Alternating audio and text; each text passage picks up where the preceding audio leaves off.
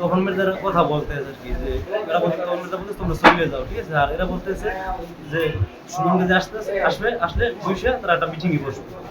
তারপর এখন গভর্নমেন্ট বারবার এই কথা বলতেছে যে কোনো না গেলে পোলাপানি তোমাদের মাইরদের করবে।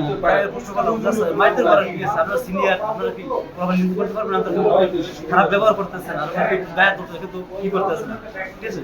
আর উঠতেই তোমরা উঠতেই হইতেছে ভাই এই লোক সব করে মার কই আমার চালানো মেম্বার আমার জড়াই ধরছে আর ওরা চাইজনে বেশিরভাগ গভর্নমেন্টই প্রশাসন যাওয়ার পর তাদেরকে আমরা বারবার বলছি যে আমরা কোনো প্রকার বিশৃঙ্খলা করবো না, এখানে আমরা আমাদের পেপার সাবমিট করবো, তারা হচ্ছে আমাদের কাজ দিবে।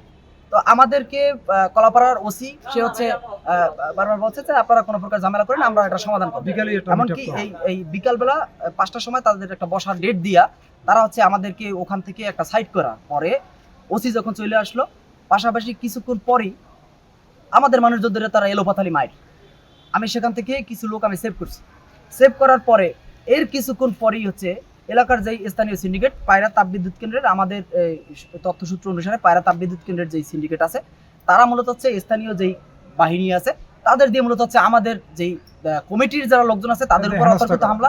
সবশেষে শ্রমিক ইউনিয়নের কাগজ কি কয়েকবার তাদেরকে দেখানো হয়েছে, তারা কিন্তু আসলে আসছে, কিন্তু যারা গাঁট খায় তাদের চাপে কি কাগজটা কি অ্যালাউ করে নাই। সর্বশেষে আজকে কি উপরোক্ত কর্মকর্তা আসছে, লিগাল যদি হয় কাগজ আমাদের তাহলে শ্রমিক ইউনিয়ন কাজ করবে, যদি লিগাল না হয় তাহলে কি আমরা এই জায়গায় চলে যাব। গত আজকে 8-9 বছর ধরে এই শ্রমিক ইউনিয়নের জন্য এই সংগঠনে আছি। আর আমাদের সর্বপ্রথম নৌ মন্ত্রণালয় থেকে চিঠি দেওয়ার পরে আমরা বিসিবিসিল ওই চিঠি নিয়ে আসি।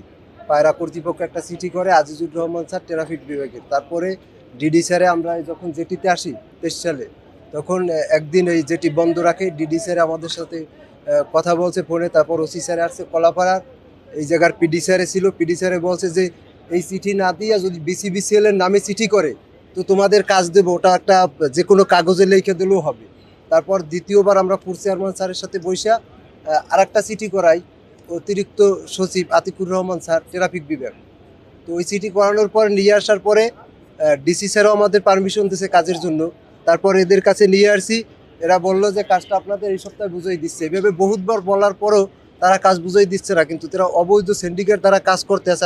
আমি রবিউল, পটুয়াখালী নৌযান শ্রমিক ইউনিয়নের সাংগঠনিক সম্পাদক। মূলত হচ্ছে এই আন্দোলন আজকে নতুন না, হয়তোবা তারা এর আগে মিডিয়া তেমন ফোকাস আনতে পারেনি। মূলত হচ্ছে পটুয়াখালী নৌযান শ্রমিক ইউনিয়ন আমাদের শ্রম মন্ত্রণালয় থেকে এটা লাইসেন্স প্রাপ্ত। আমাদের কাজ হচ্ছে যেই বোঝাই এবং খালাস, অর্থাৎ এই কয়লা পায়রা তাপবিদ্যুতের যে কয়লা বোঝাই হবে এবং খালাস হবে, সেই বোঝাই খালাস আমাদের শ্রমিকদের মাধ্যমে করতে হবে।